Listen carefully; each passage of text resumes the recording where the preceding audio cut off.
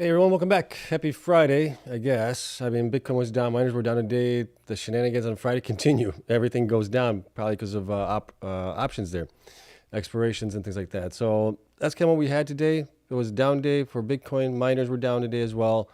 It was a beat down for all of us. We'll take a look at what happened there today. We'll take a look at also some maybe good news stories.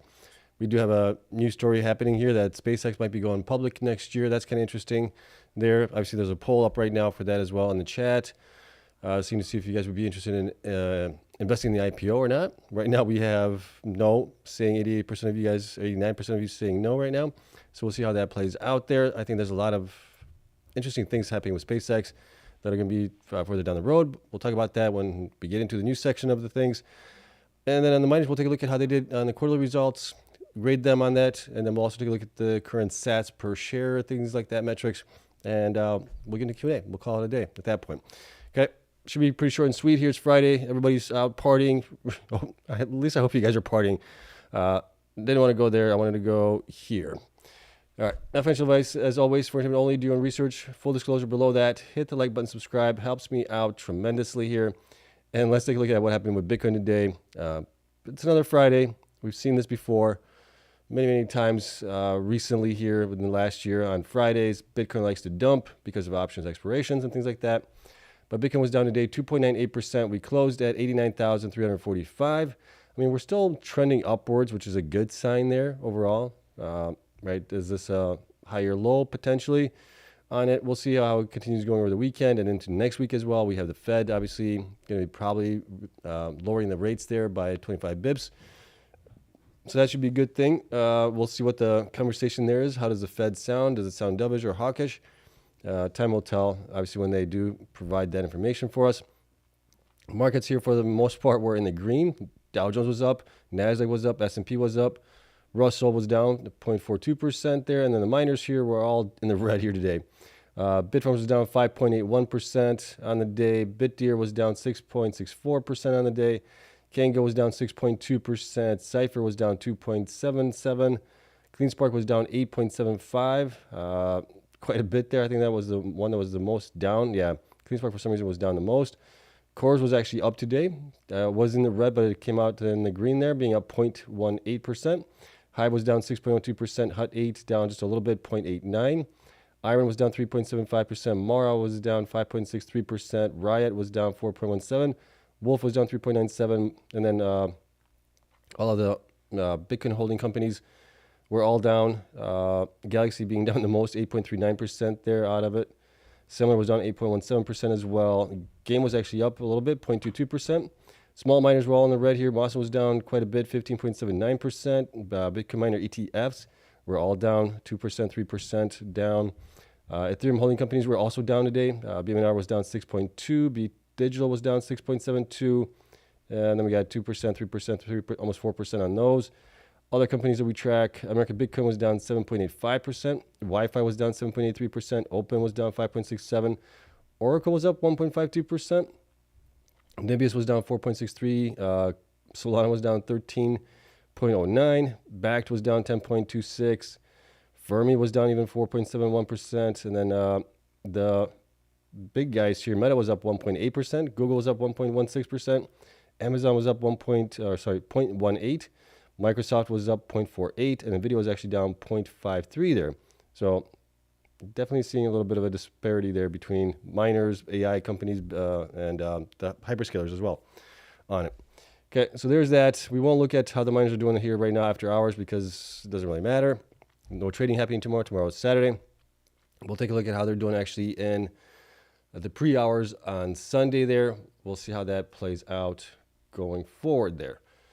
Let's take a look at some things here on Bitcoin. So Bitcoin right now, because of the dump that we had today, is down 1.23% on the month of December right now. For the quarter, we are down 21.69%. Yeah, not a great quarter here.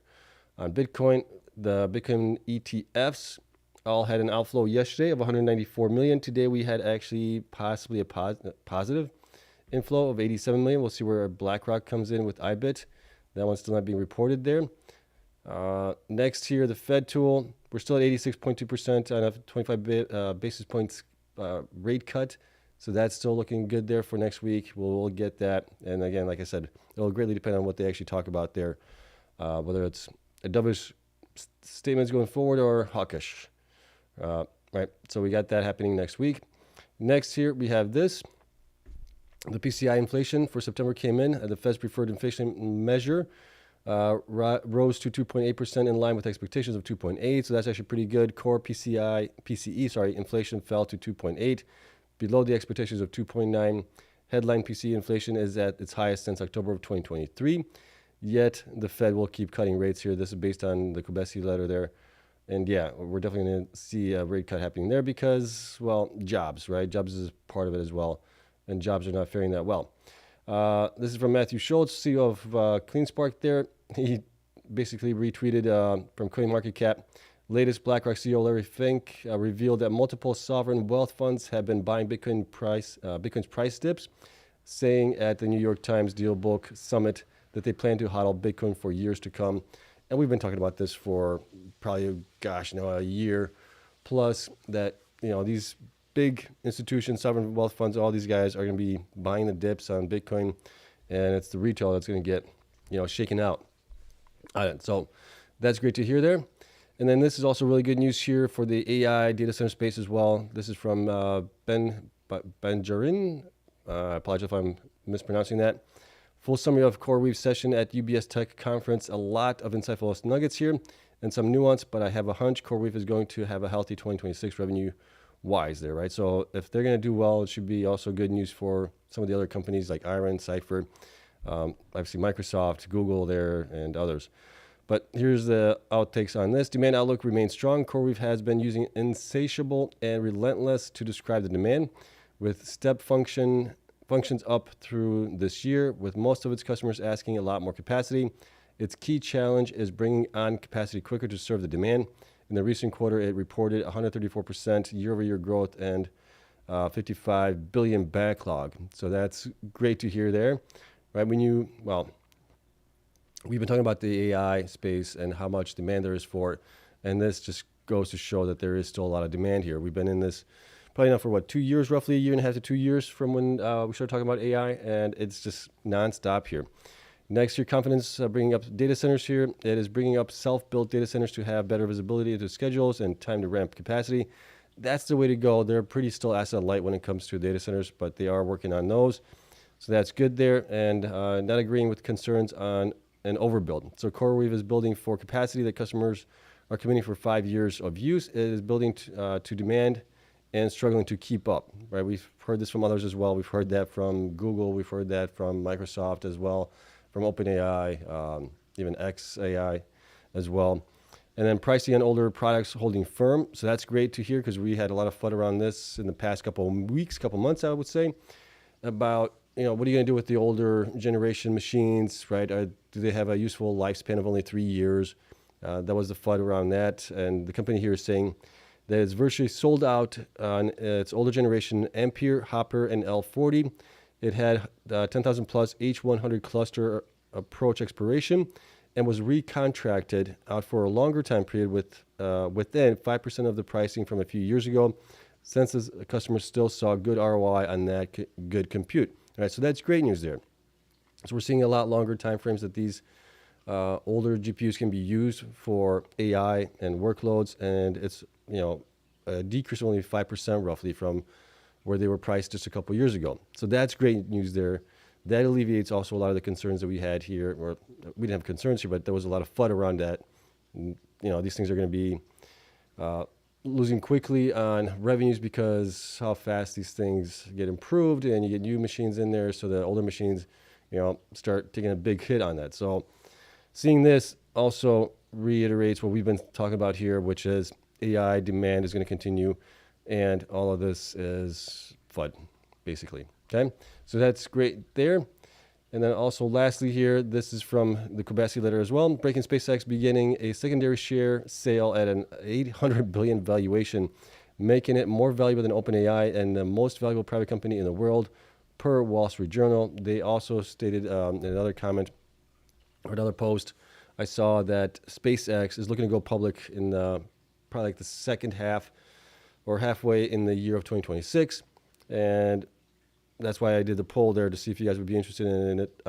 I'm deeply interested in SpaceX for multiple reasons, right? Space exploration. Then you can also get into obviously the contracts that they have for taking stuff up to space.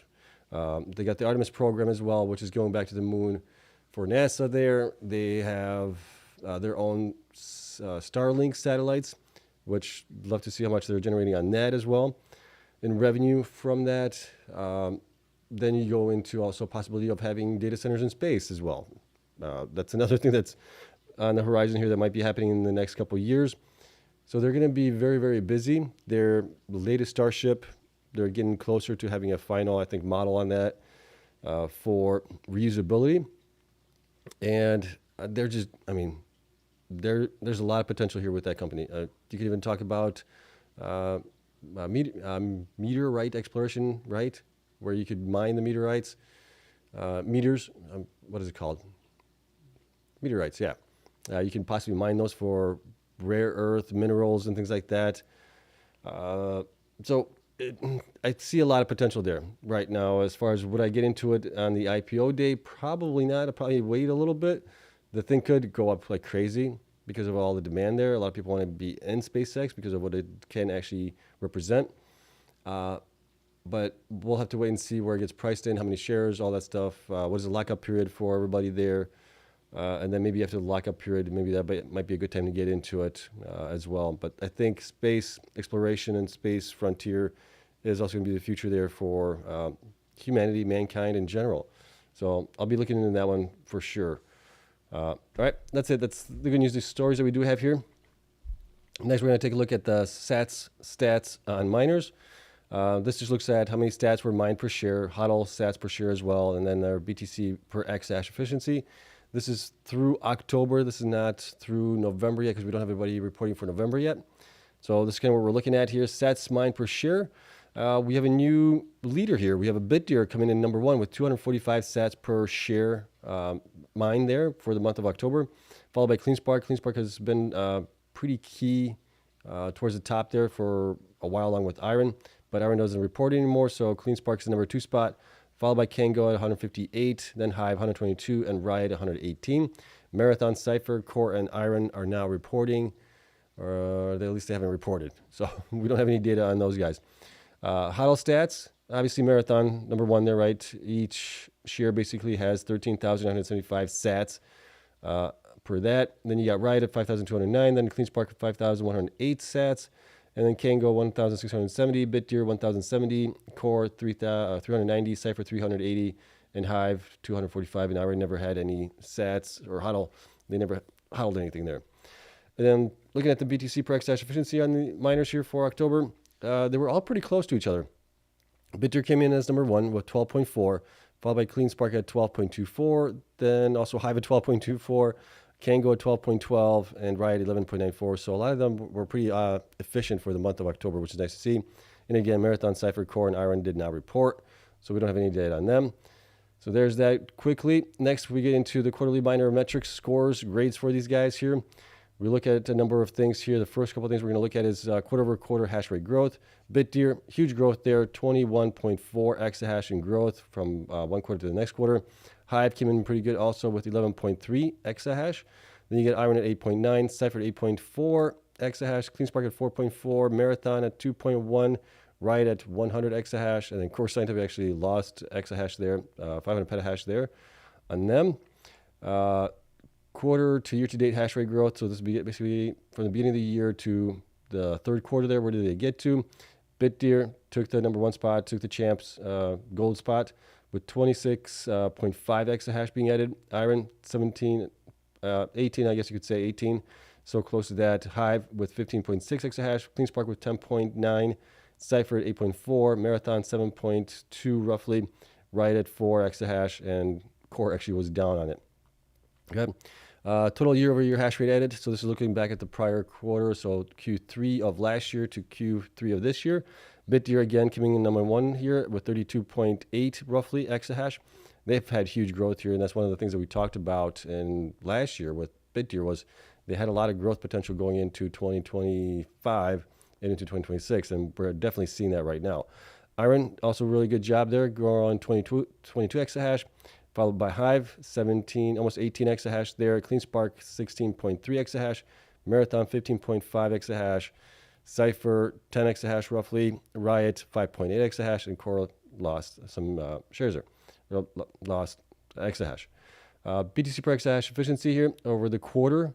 IREN came in number 1 with 40.77. That's looking at the average hash rate for them and the average Bitcoin mined for the 3 months there. Then we got Hive with 39.25, followed by Cleanspark at 39.14. So these three are like the most efficient miners here in the space. Marathon at 35.5. Then you got Cypher at 33.5. Core at 28. Riot at 13. BitDeer at 12.6 as well. And then going down here to Bitcoin mined for the quarter. Marathon had the most mined. It was 2,144, followed by IREN 2,039, then Cleanspark at 1,957. Then you got Riot at 1,406, BitDeer at 1,109, Hive at 717, Cypher 684, CORZ 501, and then sats per share. What did we get for that quarter there? IREN came in number 1 with 750 sats per share. Cleanspark number 2 with 696. Marathon 578, BitDeer 531, Riot 330, Hive 350, Cypher 176, and Core 164 there. And then hash rate growth left. Marathon still has the most growth potentially to grow, 14.6. Core Scientific, that includes the 15 exahash that they were supposed to get of those block miners. I don't know if they're still getting those or not. So take that with a grain of salt there on that one.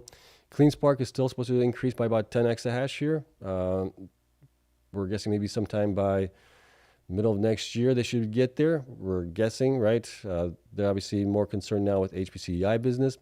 And then anything that isn't being, any megawatts that aren't being used up for HPCI, they'll use up for Bitcoin mining there. Riot with 8.4 exahash still, BitDeer about 4. They could definitely increase that more as they get newer generation ASICs that they're building themselves as well. So that could possibly grow even higher. But this is at least what we have right now that's been reported. And then Cypher, 1.5 exahash, Hive 1.39. This was Hive is already pretty much, I think, fully installed at 25 exahash as it is right now. Okay, so there's that. Now looking at the financials here, we look at compensation versus revenue. The percentage of compensation to revenue, right? So lower is better here. Cleanspark came in the best with 6.38, followed by BitDeer 11.85, then Hive 15.21, Cypher 18.8. IREN gave out some bonuses, I think, there. They were up 27.45 there. Marathon 37.03, Riot 38.75, and CORZ Scientific way up there, 85.51. Their revenues have obviously been coming down as they operate older generation ASICs, and they haven't been actually increasing their hash rate. They've been actually decreasing it, and they're building out for all the business that they have with CoreWeave, which should be coming online here this quarter and into next year as well. So that should go down as that progresses there.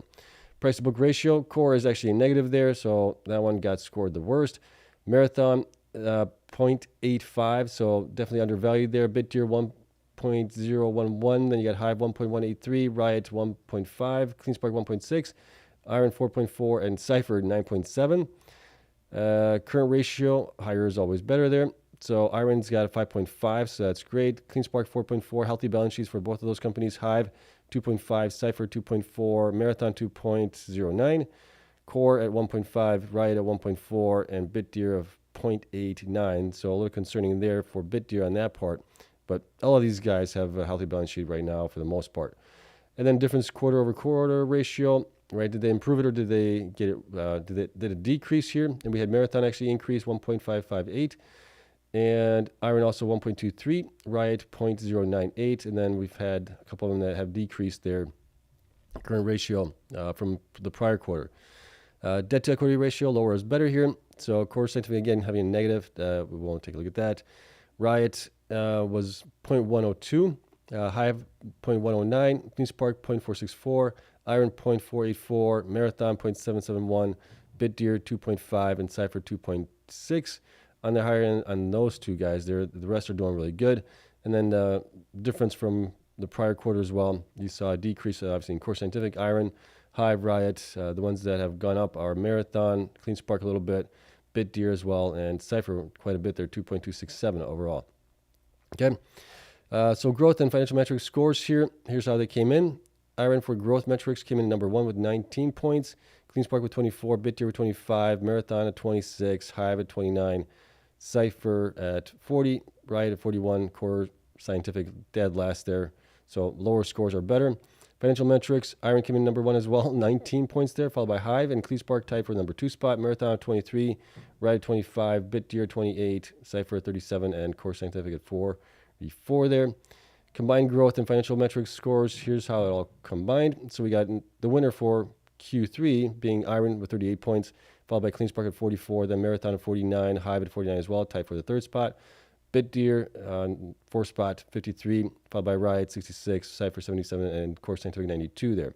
Okay, now when we look at the weighted metrics, so I weigh these things depending on what I view as being more important here.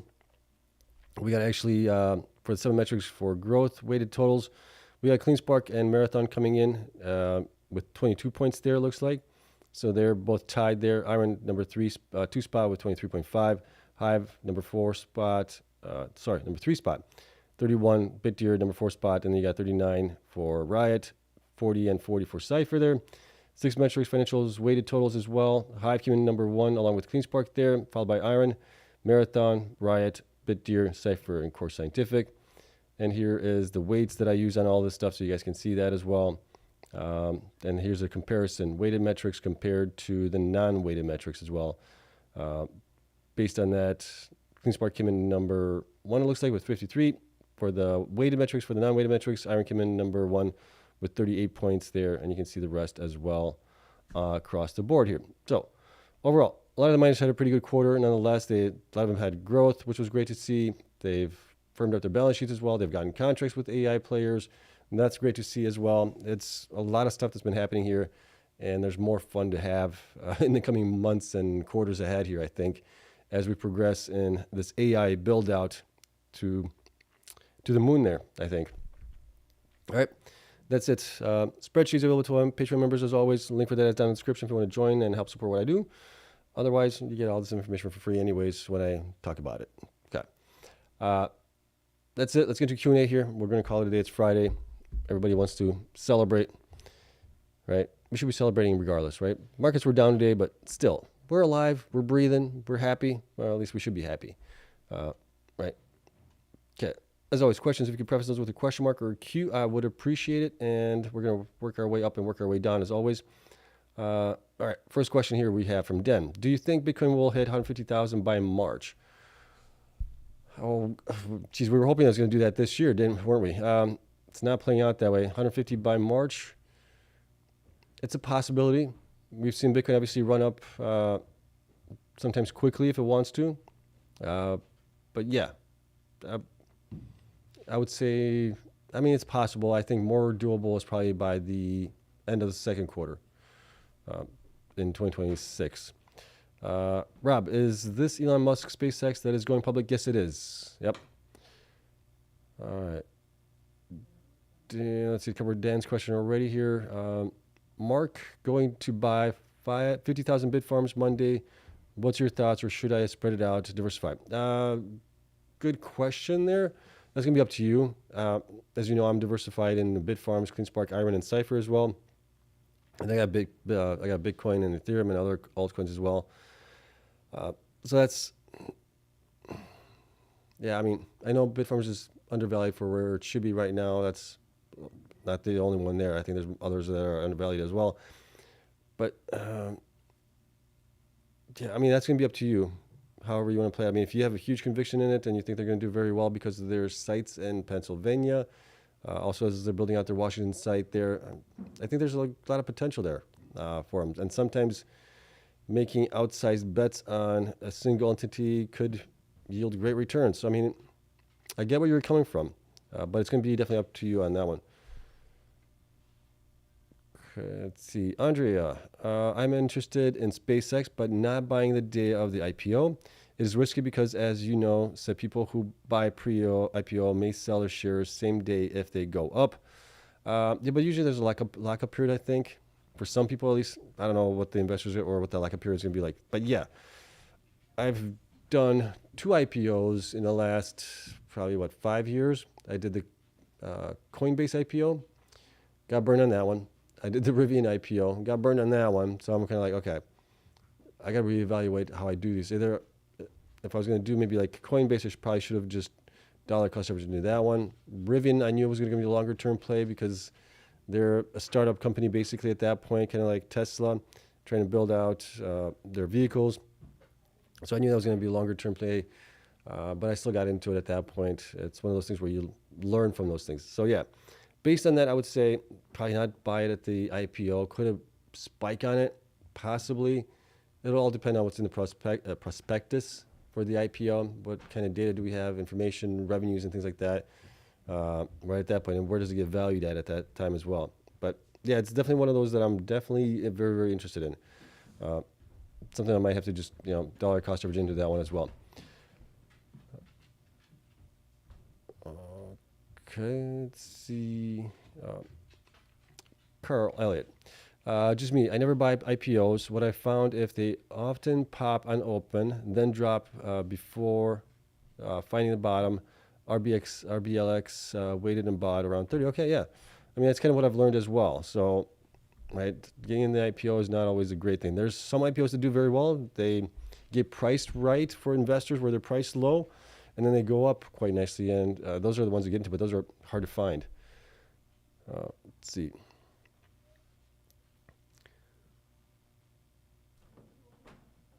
Okay, and then we got a spammer here from Mr. X there, it looks like.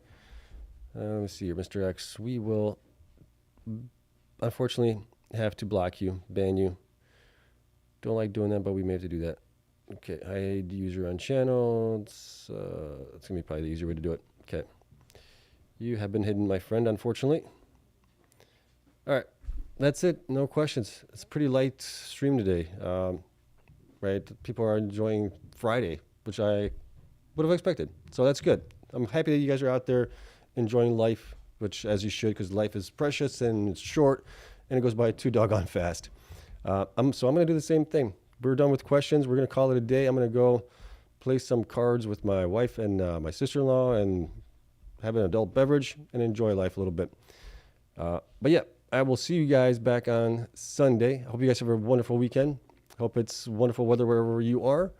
And I hope you guys get to enjoy it with your friends, family, and loved ones, and all that stuff. So thank you so much for coming in, as always. Love you all. I hope you, like I said, I'm repeating myself. Hope you guys have a great weekend. I'll see you guys on Sunday. All right, until then, bye.